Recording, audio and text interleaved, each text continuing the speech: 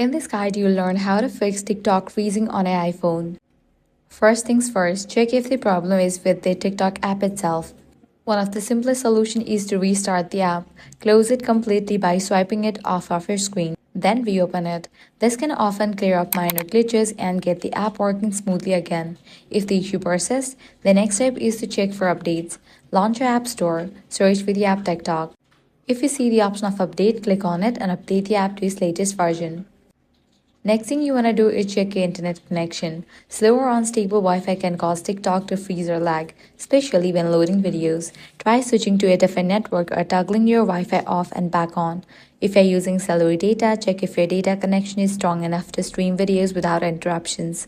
Another step is to restart your iPhone. A simple reboot can clear out any temporary system glitches that may be affecting TikTok's performance. If that does not work, try clearing out TikTok cache. For that, launch TikTok app. Navigate to profile page, click on three bars. Select the option settings and privacy. Scroll down, click on the option free up space. Click on clear for the cache.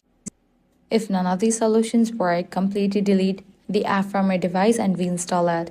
And that's it. Your TikTok should work again. If this guide was helpful, do not forget to like, share, and subscribe. Thanks for watching.